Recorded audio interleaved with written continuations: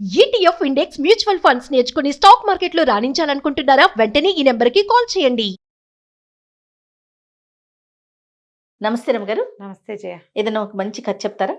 మామూలుగా మనుషులు కొంతమంది ఉంటారు, అమ్మ పెట్టదు అడుక్కు తిననివ్వదు, ఇలాగుంటారు. అక్కడి నుంచి మనమేం చెయ్యం, కానీ అవతల వాళ్ళు బాగుపడితే ఓర్చుకోలేం. మన వంతు సహాయం చిన్న చిన్న సహాయాలు కూడా చెయ్యరు. ఇందులో అక్క చెల్లి అన్న తమ్ములు కూడా ఉంటారు జయ, మనకు తెలీదు. ఎందుకంటే ఆ ప్రపంచంలో లేం మనం, నిజంగా జయ. ఆ ప్రపంచంలో లేము, అలాంటి వార్తలు వినము. మన మన భగవంతుడు మనకిచ్చిన అదృష్టాలలో పరమాదృష్టం ఏంటంటే మనతో ఉన్నవాళ్ళు మన కిందకి లాగే వాళ్ళు ఎవరు లేరు జయ. మన అదృష్టం అంతే రమగారు. పెట్టి పుట్టాం నిజంగా మనం అన్ని రకాలుగా. వాళ్ళే మన పైకి దోసి ఇంకా కొంచెం పైన నుంచోబెట్టడానికి ట్రై చేస్తారు, కానీ కాలు పుచ్చుకు గుంజేసే వాళ్ళు ఉన్న సమాజాన్ని మనం కేవలం మన అదృష్టం కొద్దీ కథల్లో వింటాం, ఎక్కడైనా బయట ప్రపంచంలో తెలుసుకుంటాం. ఆ విషయంలో మీ ఇంట్లో చివరి పుట్టిన నువ్వు, మా ఇంట్లో చివరి పుట్టిన నేను పరమాదృష్టవంతులు. మామూలుగా కాదు నిజంగా. నేను భగవంతుడికి కొన్ని లక్షల నమస్కారాలు చేసుకుంటాను జయ ఆ విషయంలో. ఇంత చక్కటి కుటుంబాన్ని ఇచ్చినందుకు నిజంగా ఎంత అదృష్టవంతులము. కానీ నేను వింటాను జయ. మీరు ఎక్కువ వింటారు కదా రమగారు, కాబట్టి మీకు అంత కొత్తగా అనిపించదు. నాకు నేను మీ వింటా. అవును, చాలా ఆశ్చర్యం అనిపిస్తా ఉంటది నాకు. ఇట్లా ఉన్నారా బా, ఇట్లా కూడా ఉంటున్నారా, ఇంకా ఉన్నారా రమగారు అని అడుగుతా మిమ్మల్ని ప్రతి విషయాన్ని. ఎప్పుడు ఉంటారమ్మా. అన్నదమ్ముల్లో రెండో వాడో మూడో వాడో బాగుపడితే ఓర్చుకోలేని వాళ్ళు,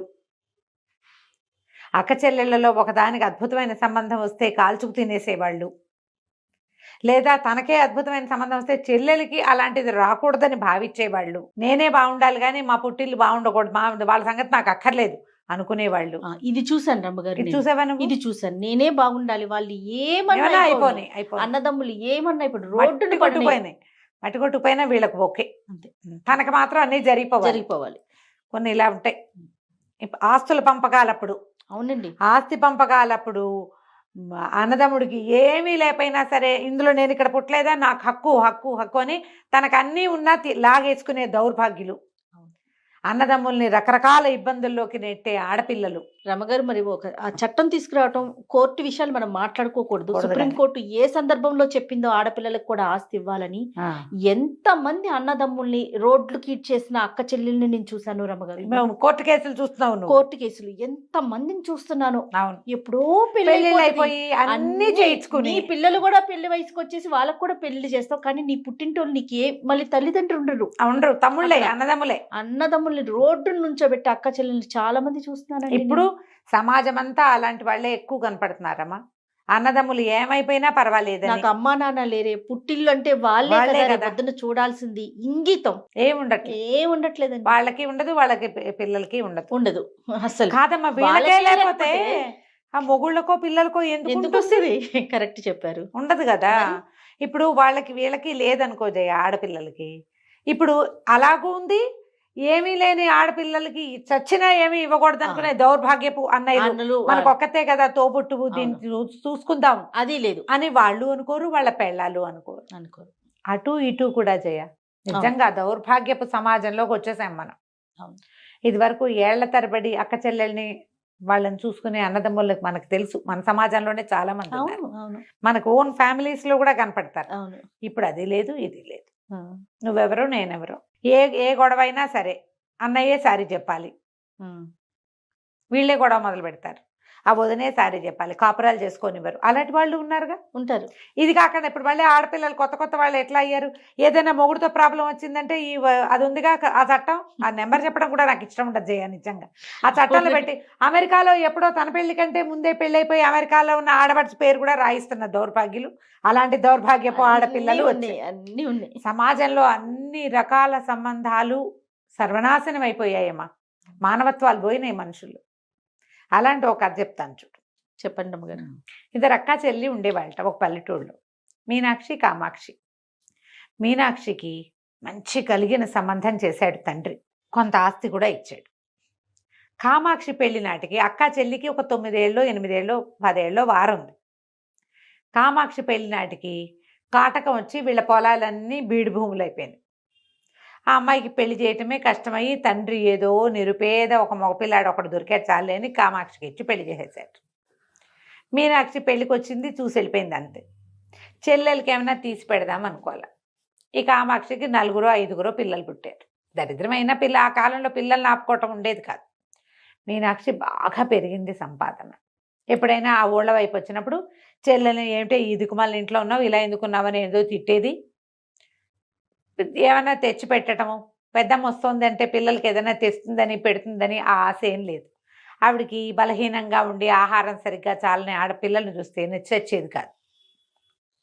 కొన్నాళ్ళు గడిచింది.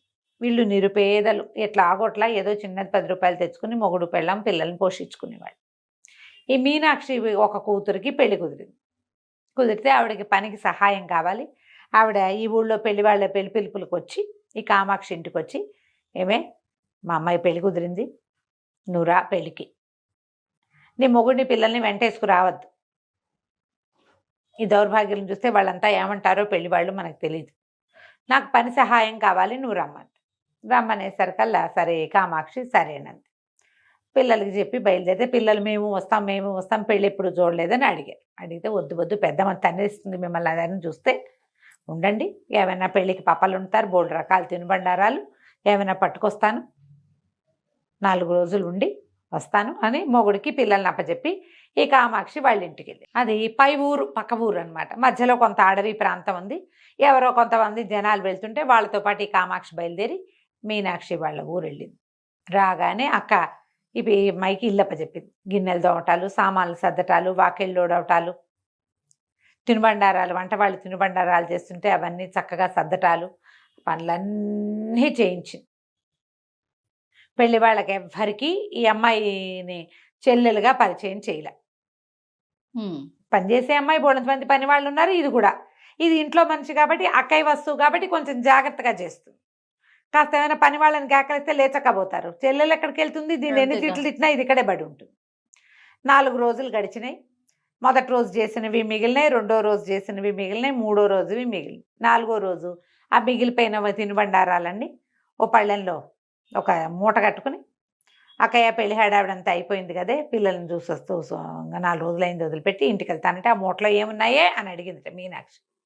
అడిగేసరికల్లా అమ్మాయి ఏమంది, ఇవాళ వంటకాలన్నీ సర్దేశాను, ఇవి 3 రోజుల నాటి వంటకాలు పాసిపోతాయి ఇంకా ఉంటే, అందుకని పిల్లలు తింటారని పట్టుకెళ్తున్నానంటే ఆవిడేమంది, ఇంత దూరం మోసుకెళ్ళి ఈ పాసిపోయినవి నీ పిల్లలకి పెట్టాల్సిన పనేముంది, అయినా కుడితొట్లో పడేస్తే గొడ్లకి తిండి కాదా అని నువ్వు చేతులు ఊగించుకుంటూ వెళ్ళొచ్చు అని చెప్పి కసిరేసి, అయినా నా ఇంట్లో వస్తువు నా గొడ్లకి వెళ్ళాలి కానీ నీ పిల్లలకి వెళ్తే ఎట్లా, పెళ్ళికి వచ్చావు పని చేసావు వెళ్ళు అంతే, 4 రోజులు ఇక్కడే కదా పడి తిన్నావు 4 పూట్ల, మీ ఇంట్లో ఉంటే 1 పూట తినేదాన్ని నువ్వు, మీ ఊళ్ళో ఉంటే ఏం తింటావు, గుప్పెడు మెతుకులు తింటే గొప్ప, గంజి తాగితే గొప్ప, 4 రోజులు షడ్రసోపేతంగా తిని నున్నబడ్డావు నువ్వు.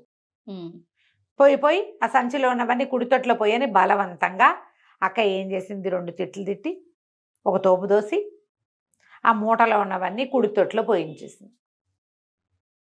చెల్లెలు వెళ్తుంటే ఓ కొత్త బట్ట లేదు, ఓ పాత బట్ట లేదు, ఓ తినుబండారం లేదు, తాంబూలం లేదు.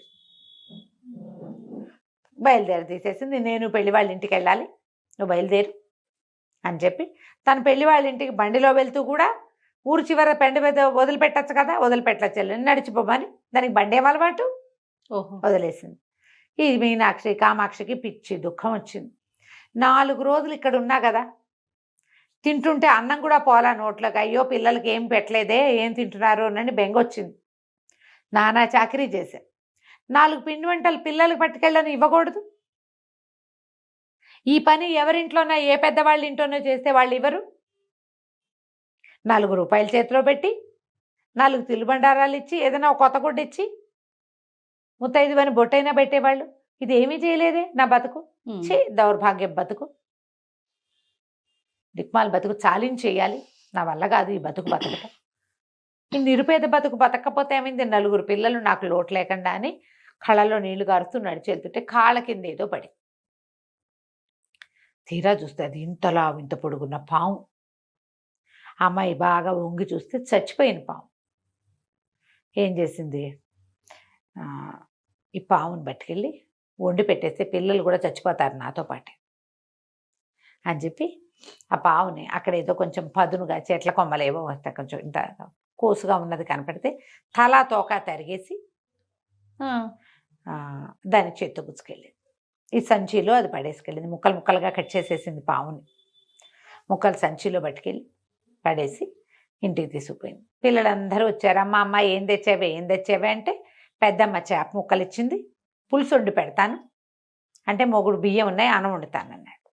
ఓ పొయ్యి మీద బియ్యం పెట్టి బియ్యం పక్కన పెట్టి ఈ చేప ఇవి ఉన్నాయిగా పావు ముక్కలు, ఈ పావు ముక్కలన్నీ ఓ కుండలో పడేసి కాస్త నీళ్లు పోసి వచ్చి అంత చింతపండు పడేసి పొయ్యి మీద ఎక్కించి వెతికితే కాస్త ఉప్పు పసుపు ఉన్నాయి ఇంట్లో. అంత చారెడు ఉప్పు వేసింది, ఉప్పు కాస్త పసుపు వేసింది, కారం లేదు. దౌర్భాగ్యం బతుకు, కారానికి కూడా ముష్టికెళ్లాల్సిందే మనమని రేపు పులుసు వేసి చూస్తూ ఉండు, నేను అవతల ఇంటికి ఎక్కడికైనా వెళ్ళి కాస్త కారం అరువు తీసుకొస్తాను అని చెప్పి మొగుడిని పులుసు ముక్కలు కదపమని పొయ్యి దగ్గర నుంచోబెట్టి వెళ్ళింది. నుంచోబెడితే ఈయన ఏం చేశాడు, పులుసు కొత్త ఉడుకుతోంది లోపల, ఏదో పదార్థం మాంసం పావుదైనా కూడా ఉడుకుతోంది కదా. ఉడుకుతుంటే ఇతను ఏం చేశాడు, అంత కట్టె చెక్కగా ఇవి ఉంటాయి కదా పులుసులు కదిపే గరిట, ఆ గరిటని ఆ కుండలో పెట్టి ఇట అన్నాడు. అనేసరికి ఇంటి కటకట అని తగిలింది. అర్థం కాలే, ఏమిటి చేప ముక్కలు తెచ్చానంది, ఎవరు రాళ్ళు తగిలినట్టు తగులుతున్నాయి ఏమిటి లోపల అని లోపల చూస్తే కుండలో ఏమిటో మిలమిలలాడుతూ. తనకు అర్థం కాల ఏమిటో అది. ఈ లోపల పిల్ల ఆవిడమ్మాయి ఏం చేసింది, ఈ వీధిలో వాళ్ళు ఎవరు అప్పులు ఇవ్వరు దీనికి పాపం అమ్మాయికి, ఆ కామాక్షికి. అవతల సందులో ఉన్న పాత పరిచేస్తులు ఎవరింటికో వెళ్ళి ఓ చారం వచ్చే అంతగా గిన్నెడు కారం చేత్తో పుచ్చుకొచ్చి, ఆ కారం పుచ్చుకొచ్చి ఈ పులుసు దగ్గరికి వచ్చేసరికి మొగుడు అన్నాడు, ఏమిటో కర్ర పెట్టి కదిపితే శబ్దం వస్తోందే, అందులో ఏముందో చూడు, ఏదో మిలమిల్లాడుతోంది లోపల, ఏం వేసావు, ఏదైనా రాయా రప్ప ఏమిటే అన్నాడు. ఈ అమ్మాయి ఏం చేసింది, పల్లెటూర్లు కదా, ఒక లాంతర్ చేత్తో పుచ్చుకొచ్చి దీపం పెట్టి చూస్తే లోపల ఈ అమ్మాయి 8 ఇంతంత మాంసపు ముక్కలు పాము కట్ చేసి వేసింది. 8 బంగారు కణికలు ఉన్నాయి అందులో. అది ఏ దివ్య సర్పమో ఆ ఉడికేసరికి అది ఆ చింతపండు తగిలేసరికి అలా బంగారుగా మారిపోయింది ఆ పాము. ఇద్దరు పొయ్యి మీద నుంచి దించి కింద పెట్టారు. ఒక కణిక బయటికి తీశారు, అంతుంది. ఇంతంత ముక్కలు ఉన్నాయి పాము ముక్కలు, మెరిసిపోతోంది బంగారం. కడిగి చూశారు, నేలకేసి కొట్టారు, నేల మీద గీశారు, బంగారమే.